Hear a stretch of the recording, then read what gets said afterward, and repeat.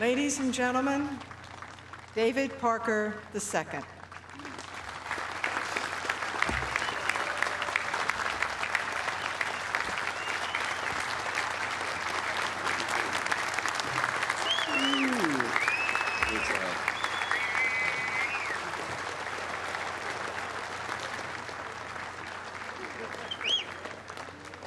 Sorry about that. It's baking up here, so.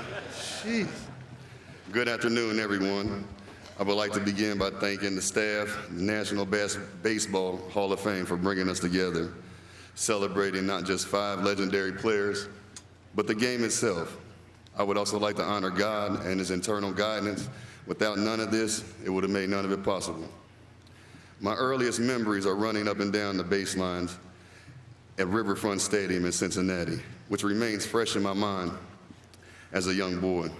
A lot of players called him Pops, which of course what I would call him. Eric Davis, Barry Larkin, players that he played with in Cincinnati. I know my stats look like everything would stop, and what the expert would say, when ancient YouTube videos show me in all the faded living color, well, I just want you to know, to all my Pittsburghs and all my Queen City brothers and sisters, Pop's journey up and down to California to his 1 year in Milwaukee. Every franchise cap that Dave Parker ever wore kept him warm and touched his soul. Even in Toronto, I asked him. He said, "I know I'm a Blue Jays legend, Dave Parker." Pops used to joke. For the minute my old teammate Cisco Gaskin called me on the phone, asking me to come up to Canada and help him win this thing, leading to my 6th and final sip of the crisp division win champagne. Even in Anaheim, especially Anaheim, I got to spend months with my all-star pal, Winnie. We finally experienced moments as teammates that we used to joke about all them during midsummer classics. Winnie, Pops, remembered every steak dinner on the road in '91 when y'all shared post-career dreams and plans. You affected Pop's life more than you'll ever know. Thank you.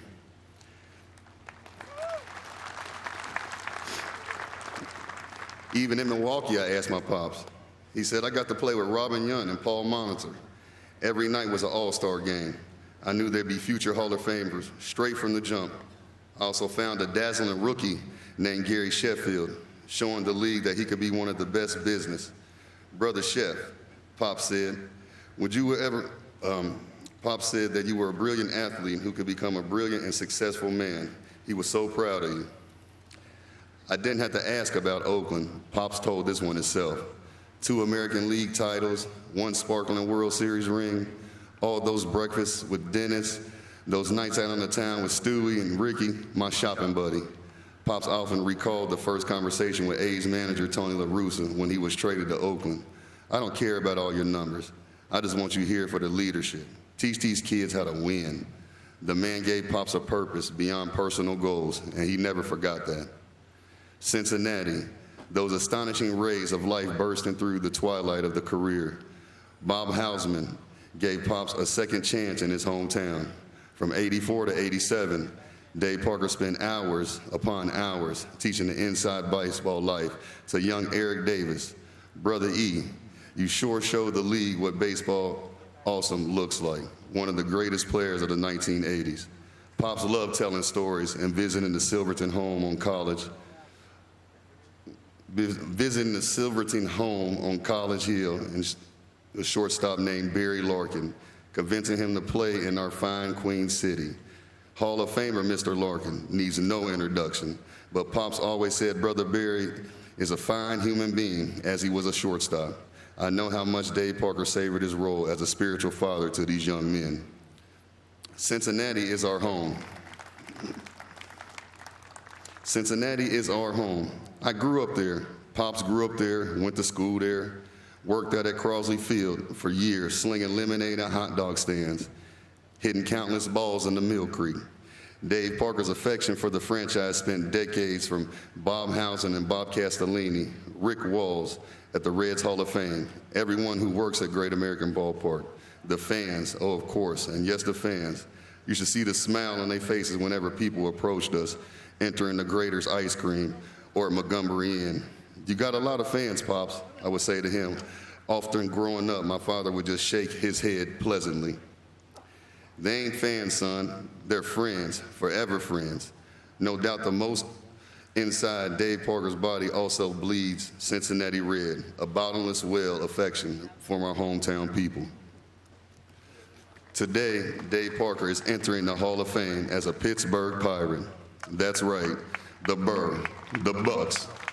We would drive into town for the weekend events at the stadium, autograph things, meet and greets.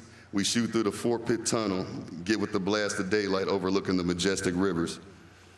We often see billboards and installations celebrating Pittsburgh's cultural history. Pops love to say, man, you see these legends? I see old friends.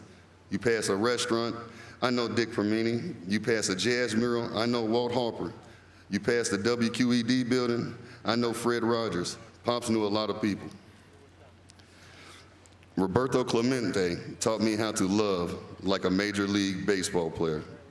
These four men, nurtured in the Pirates organization, installed the very highest concern for others. Doc Ellis, Willie Stargell, Al Oliver, some of the people that I'm talking about. Dr. Doe, Pops would never worry about you because you were always the smartest one in the room. You always knew the score on and off the field. Baseball brought you both together, but life and love kept you tight in all these years. The Pittsburgh general manager, Joe L. Brown, chose Dave Parker, an injured high school football player in June 1970, from the draft, and encouraged him throughout his years in the fall system. He managed. Danny Murtaugh and Chuck Tanner provided the room to blossom and achieve great things. I know my Pops is so touched in how the Steel City fans have welcomed him back. Each and every one of you meant the world to him. Yes, Dave Parker is a bucko. Dave Parker achieved legendary things as a bucko, and he holds the organization close to his heart, from Bob Nunning, the late, great Charlie Muse, and everyone today at PNC Park. Through all the individual teams and accomplishments he enjoyed during the 11 seasons with Pittsburgh, in the moments surrounded by his teammates and mentors, that meant the most to my dad.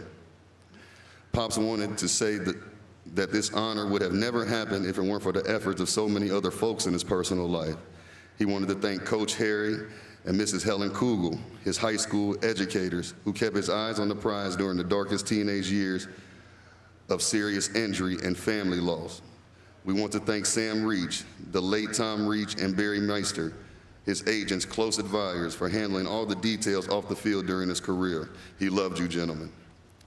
We will want to acknowledge Joe Leo and Mark Goodhart, who have dedicated so much personal passion to Dave Parker. Thanks for having Pops back mostly all these years, and I really appreciate you. I treat you men like family. We also want to thank Doug King and Teresa King for keeping the flame alive of the Dave Parker 39 Foundation. Our annual golf outing will be successful without Teresa managing every detail, and Doug. You've been such a wonderful and confident person to Pops, and such a critical part of pushing us all forward and finding a cure for Parkinson's disease. We ain't there yet, but we're going to get there one day.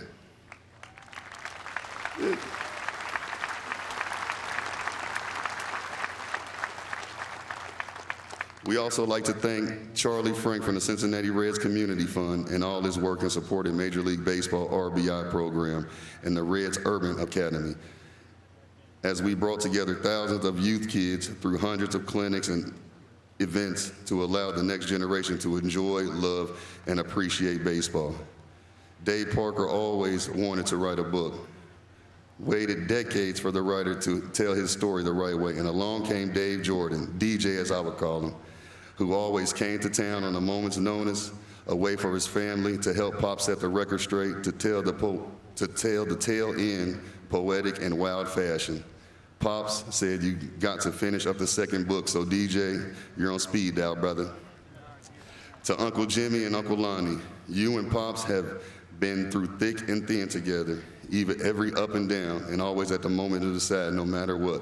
Pops loves you both, and I love you the same.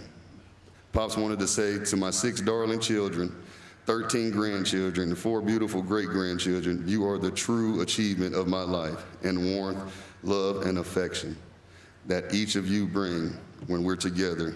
Keep me going through daily. I love you so much. For my mom, Pops, my dearest Kelly, my wife, my happily ever after, the one who when the leaves turn brown, did everything in her power to keep me around. I love you so much, baby. Thank you for all the good things in my life. Pops played 3 sports in high school. Basketball kept him busy in the winter. Football was his job, but baseball was his love, more than other sports. Baseball, a cultural tradition passed down over generations, from mamas to sons, daddies to daughters, standing on the baseball fields, from Shea Stadium to Chavez Ravine, the small hot dog stands, fresh cut grass, and spilled beer away reminded Pops of his youthful American career. It was a perfect America, but it was his, and it's always made him feel like a 17-year-old high school catcher, watching from the stands, learning how to frame pitchers like Johnny Bench. My father, Dave Parker, passed away last month at the age of 74, working on this speech during his final weeks. Pops wanted me to leave everyone with this poem that he wrote, that he gave me a long time ago. And he said if he ever made it here, to read it. So that's what I'm about to do.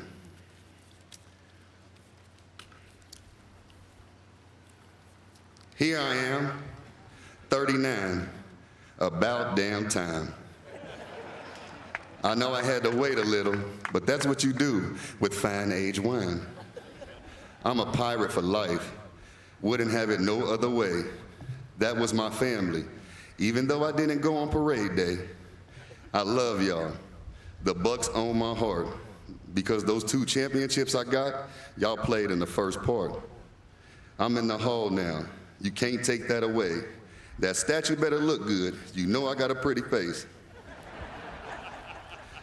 Top tier athlete, fashion icon, sex symbol. No reason to list the rest of my credentials.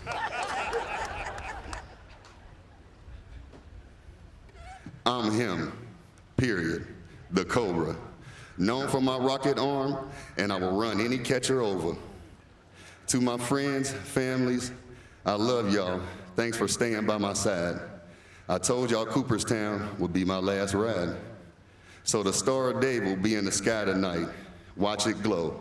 But I didn't lie. On my documentary, I told you I wouldn't show. Thank you.